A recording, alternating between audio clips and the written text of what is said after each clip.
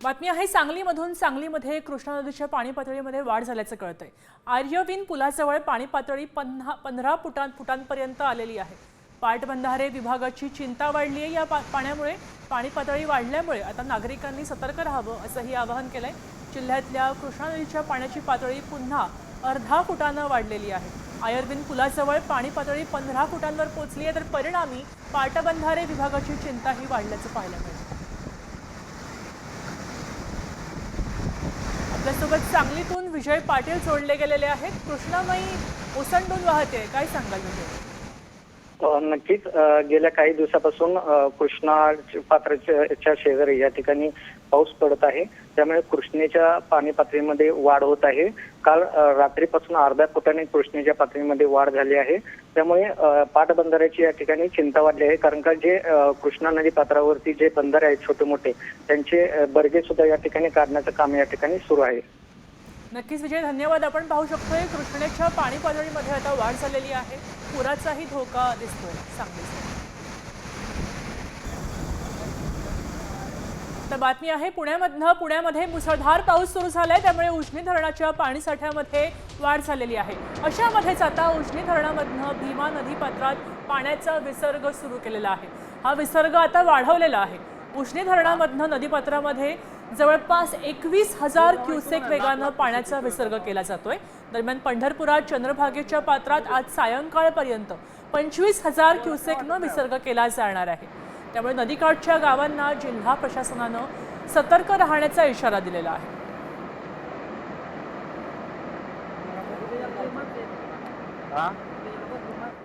नाशिकमध्ये गंगापूर धरणामधनं पाण्याचा विसर्ग केला जातोय। मुसळधार पावसामुळे गंगापूर धरणामध्ये पाण्याच्या पातळीत कमालीची वाढ झाली आहे। यानंतर धरणातली पाणी पातळी नियंत्रित राहण्यासाठी पाण्याचा विसर्ग सुरू आहे। हा निर्णय घेतलाय। सध्या गंगापूर धरणातनं 2,320 क्युसेक वेगानं पाणी गोदावरी नदीपात्रामध्ये सोडलं जात आहे। आता यामुळे नदीकाठच्या गावांना सतर्क राहावं असा इशारा दिलेला आहे।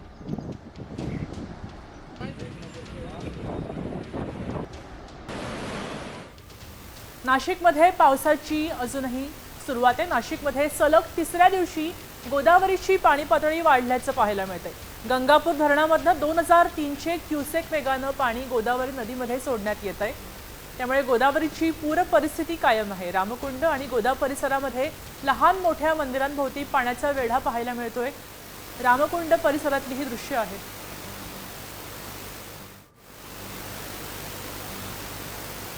राज्यभरात पावसानं काहीशी विश्रांती घेतली आहे, मात्र आज कोकण घाटमाथ्यावर येलो अलर्ट जारी केलेला आहे।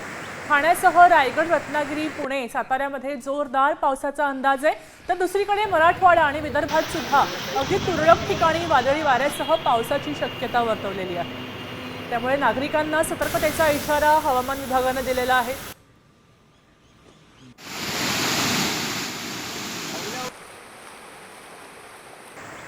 ठाणे, रायगड, रत्नागिरी, सिंधुदुर्ग आणि पुणे घाटमाथ्यावर येलो अलर्ट दिलेला आहे। किनारपट्टीची ही गावं आहेत। सातारा घाट, संभाजीनगर, जालना, बीड, लातूर या ठिकाणी येलो अलर्ट पुन्हा आहे। अमरावती, भंडारा, चंद्रपूर, गडचिरोली आणि गोंदिया याही शहरांमध्ये येलो अलर्ट आहे।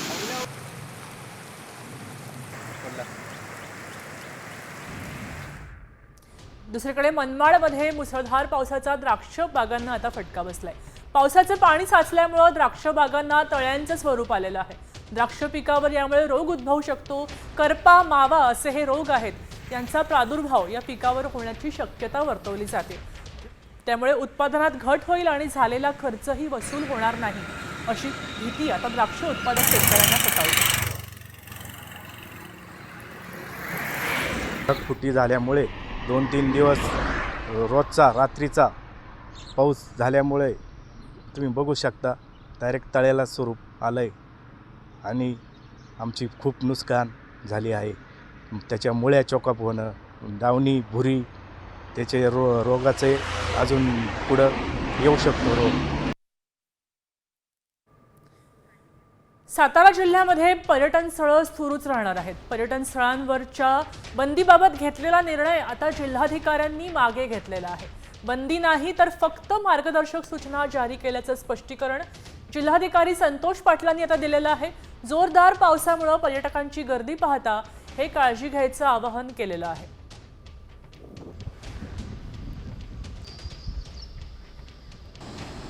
धबधब्याच्या खाली प्रवाहामध्ये उतरून आपला जीव धोक्यात घालू नये अशीच सूचना आम्ही केलेली आहे. या ठिकाणी मद्यपान करू नये खुल्या ह्याच्यावर, किंवा मद्य बाळगू नये, मद्य प्राशन करून धांगडधिंगा करू नये, इतरांना त्रास देऊ नये अशा प्रकारची सूचना केलेली आहे. अश्लील हावभाव करू नये, महिलांना लज्जा उत्पन्न होईल अशा पद्धतीने वागू नये, किंवा कुठल्याही प्रकारचं प्रदूषण टाळावं, ज्याच्यामध्ये जलप्रदूषण असेल, प्लॅस्टिक, थर्माकोल किंवा खाद्यपदार्थ खाल्ल्यानंतर सर्व साहित्य इतस्ततः फेकून देणं, याच्यासाठी आम्ही प्रतिबंध केलेला आहे. आता आपण पाहूया वारीच्या बातम्यांचा आढावा घेऊया.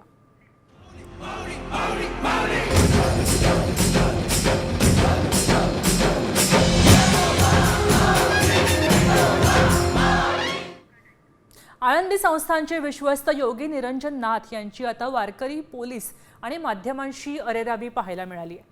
पुणे मुक्कामाच्या विठ्ठल रुक्मिणी मंदिरामध्ये या अरेरावीचा प्रकार समोर आलेला आहे. देवाचे रखवालदार स्वतःला देवाचे मालक समजायला लागले की ज्ञानेश्वरी कुणाला उमगली असा प्रश्न आता पडतोय.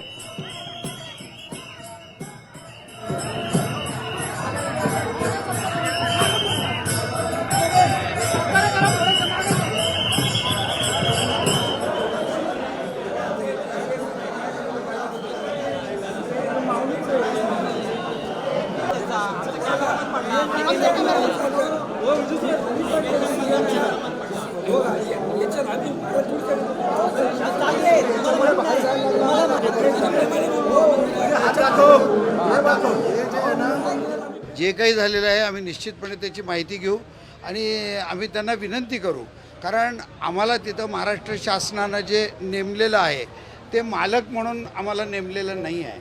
आम्हाला वारकऱ्यांची सेवा म्हणजे केवळ वारकरीच म्हणून मी म्हणणार नाही, आध्यात्मिक क्षेत्रामध्ये जी मंडळी काम करतात त्यांची सेवा करण्यासाठी, त्यांची व्यवस्थापना करण्यासाठी आम्हाला तिथं नेमलेलं आहे. नाही, अधिकारी आणि वार्तापत्र यांनाच उद्धट बोलल्यानंतर त्यांना काही करावं असं नाही आहे. मुळात वारकरी संप्रदाय हा सेवेचा संप्रदाय आहे.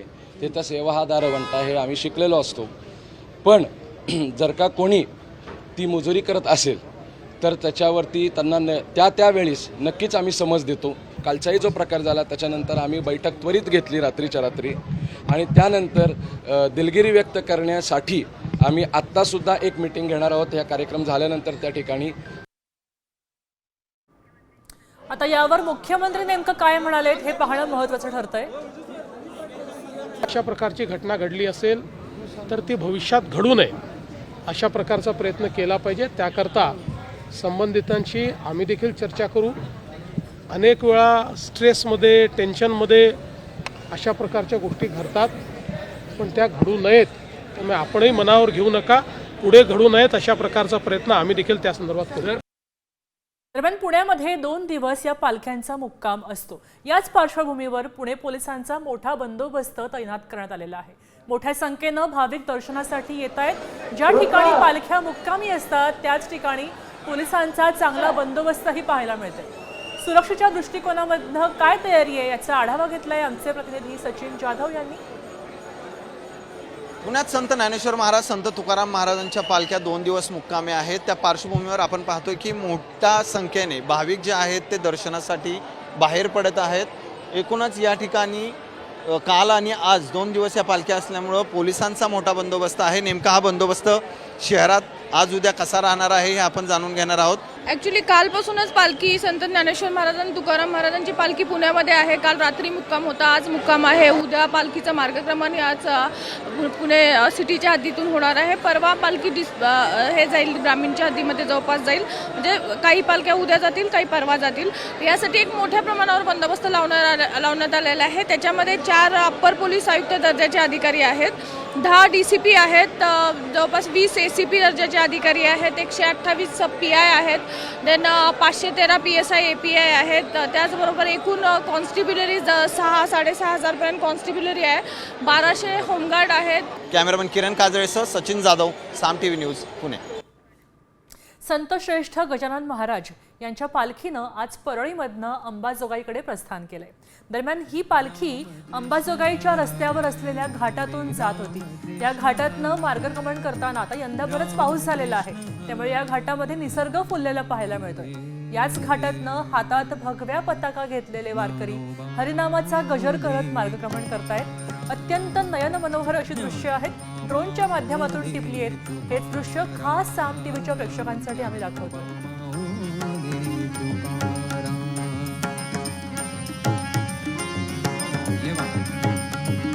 हो ज्ञानोबा ज्ञानोबा ज्ञानोबा माऊली तुकाराम, ज्ञानोबा माऊली तुकाराम, ज्ञानोबा ज्ञानोबा ज्ञानोबा। बातमी राजकीय वर्तुळातून आहे। निवडणूक आयोगाच्या मोठ्या निर्णयाची बातमी आहे।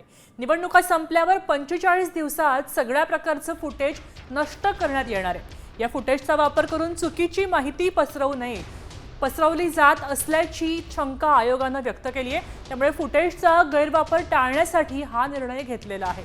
दरम्यान निवडणूक निकालाला कुणी न्यायालयामध्ये आव्हान दिलं तर हे फुटेज नष्ट करता येणार नाहीये। दरम्यान निवडणूक आयोगाच्या निर्णयावरून राजकारण तापलेलं पाहायला मिळतंय। नरेंद्र मोदीच्या सरकारचं दिवसाढवळ्या लोकशाहीचा खून करण्याचं पाप त्यांनी केलेलं आहे। माहिती लपवण्याचं कारण काय, त्याचं उत्तर निवडणूक आयोग का देत नाही?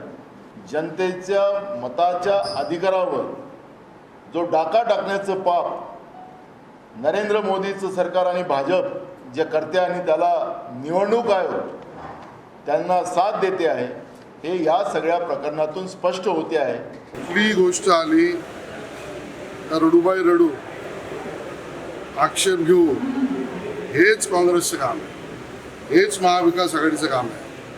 आणि त्यामुळे या सगळ्या व्यक्तींना रडण्यापेक्षा समाज घडण्याकडे लक्ष द्या। निवडणूक आयोगाच्या निर्णयावर ज्यांना मतं मांडायची तरी जरूर मांडावी, पण निवडणूक आयोग का म्हणतंय याचा अभ्यास करावा। आणि ठाकरे सेनेची युती होण्यापूर्वीच आता एकदा नव्या वादाला तोंड फुटण्याची शक्यता आहे। आम्हाला प्रश्न विचारण्याचा अधिकार संदीप देशपांडेंना नाहीये असं म्हणत संजय राऊतांनी देशपांडेंना टोला लगावलेला आहे। काँग्रेस सोबत जाताना कार्यकर्त्यांना विचारलं होतं का असा सवाल देशपांडेंनी केला होता। त्यावर संजय राऊतांनी आता प्रत्युत्तर दिलेलं आहे।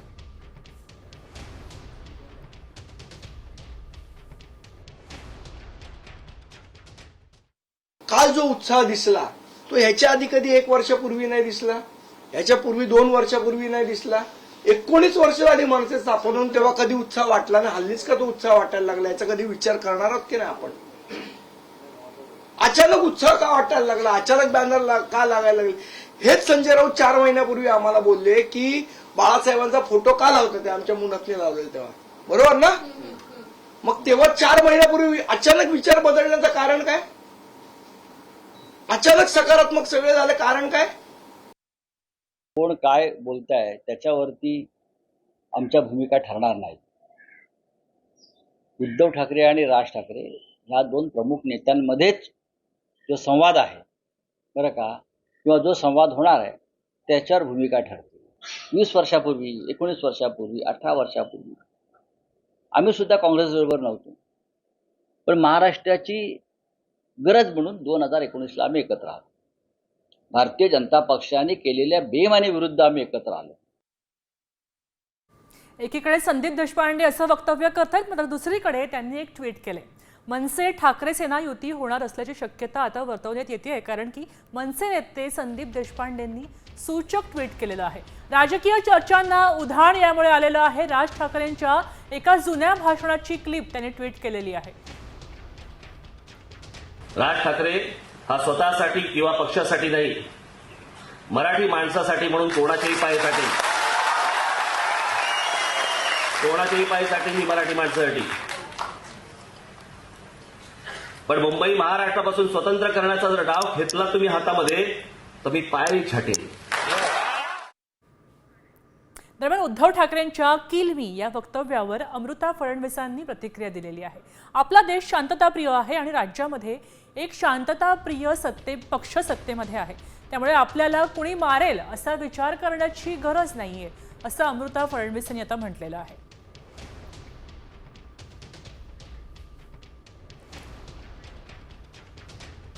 तसं आम्ही या गद्दारांच्या समोर उभा आहे आणि सांगतोय त्यांना आम्ही कमॉन किल मी असेल हिंमत तरी या अंगावर, फक्त अंगावर येणार असाल तर एक गोष्ट नक्की करा. अमिताभ बच्चनचा तो पिक्चर होता ना, ॲम्ब्युलन्स घेऊन यायचा, तसा अंगावर माझ्या येणार असेल तर ॲम्ब्युलन्स घेऊन यायची. कारण येताना सरळ याल, जाताना आडवे होऊन जाल. आज आंतरराष्ट्रीय योग दिन आहे आणि योग काय सांगतं? योग आहे शांतीचं प्रतीक. आपल्याला असा विचार करायची गरज नाही आहे की आपल्याला कोणी मारेल किल करेल. हा शांतिप्रिय देश आहे, शांतिप्रिय पार्टी आहे पॉवरमध्ये महाराष्ट्रात. तर सगळे एक्झिस्ट करतील लोकांच्या भल्यासाठी. अजितदादांनी महाराष्ट्राचं सारथ्य करावं असं साकडं पांडुरंगाला घातल्याचं अमोल मिटकरींनी म्हटलंय. पांडुरंगाच्या मर्जीनेच महाराष्ट्रामध्ये उलथापालथ होईल असा दावा सुद्धा त्यांनी केलेला आहे. मिटकरींच्या या विधानामुळे राजकीय वर्तुळामध्ये चांगलीच चर्चा रंगलेली आहे. राजकीय दृष्टिकोनातून साकडं घालताना मी माझ्या नेत्यांनी महाराष्ट्राचं सारथ्य करावं आणि त्यांनी पांडुरंगाची शासकीय महापूजा करावी एवढं मागणं मागितलं असेल तर पांडुरंग तो ऐकेल. आता काय उलथापालथ होईल हे शेवटी मर्जी पांडुरंगाची. आता लाडक्या बहिणींसाठी महत्त्वाची बातमी आहे. मुंबई बँक देणारे 0% व्याजाने कर्ज 10,000पासून 1 लाखांपर्यंत कर्ज मिळणार आहे असं दरेकरांनी म्हटलेलं आहे. योजनेला मुख्यमंत्री फडणवीसांकडून हिरवा कंदील आलेला आहे असंही प्रवीण दरेकरांनी स्पष्ट केलेलं आहे.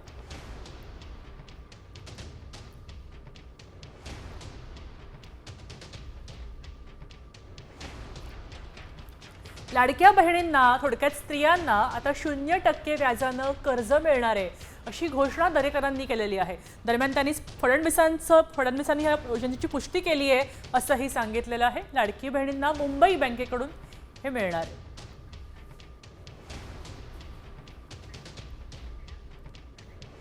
तुम्ही ओरफिश पाहिलाय का? ओरफिश दिसला तर महाप्रलय, भूकंप येतो असा दावा करण्याचा व्हिडिओ सध्या व्हायरल होतोय. पण खरंच हा मासा इतका भयंकर आहे का? त्याला प्रलयाची चाहूल खरंच लागते का? त्याची आम्ही पडताळणी केली आहे आणि त्यावेळी काय सत्य समोर आलंय पाहूयात सामच्या या विशेष रिपोर्टमधून. ओरफिश, जिसे डूम्सडे फिश भी कहा जाता है, वो मेक्सिको के बाजा कैलिफोर्निया समुद्र के कोने पे नजर आई है और माना जा रहा है ये अर्थक्वेक और सुनामी का एक संकेत है. ऐसा इसलिए क्योंकि 17th सेंचुरी में जैपनीज फोल्कलोर में इस मछली को रियुगो नो सुकाई कहा जाता था, जिसका मतलब है messenger from sea god's palace. 2024 में कैलिफोर्निया के ला जोला कोव बीच पर एक ओरफिश देखी गई, जिसके 2 दिन के बाद ही लॉस एंजलिस में करीब 5 मैग्नीट्यूड का अर्थक्वेक आया था. ओरफिश दिसल्यावर मोठा महाप्रलय, भूकंप येतो असा दावा करण्यात आलाय आणि हा आता ओरफिश दिसल्यानं देशावर मोठं संकट येणार असा दावा करण्यात आलाय. ओरफिश दिसला, देशावर मोठं संकट येणार.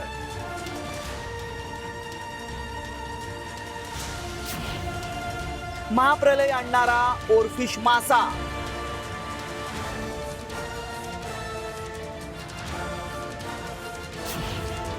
व्हायरल मेसेज मागचं सत्य काय?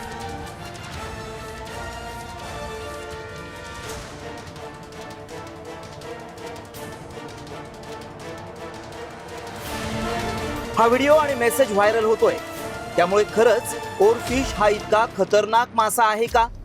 हा मासा दिसल्यामुळे जलप्रलय, भूकंप येतो का? असे अनेक प्रश्न उपस्थित होत आहेत. त्यामुळे याची सत्यता जाणून घेणं गरजेचं आहे. याबाबत माशांवर रिसर्च करणाऱ्या एक्सपर्ट कडूनच माहिती मिळू शकते. त्यामुळे आमच्या प्रतिनिधींनी तज्ञांची भेट घेतली आणि त्यांना हा मेसेज दाखवून ओरफिश बद्दल माहिती जाणून घेतली. समुद्रामध्ये होणारे जे बदल आहेत ते कुठलाही समुद्रातले जे जलचर आहेत ते त्यांच्या सेन्सिटिव्ह नेचरमुळे ते सेन्स करू शकतात. त्यामुळे मला तरी असं वाटतं की हा मासा वरती येतो तर त्यावेळेला समुद्राच्या अंतर्गत काहीतरी बदल घडत आहेत हे नक्की, किंवा त्याच्यामुळे तो वरती येत असावा. पण ही अंधश्रद्धा त्याच्याबरोबर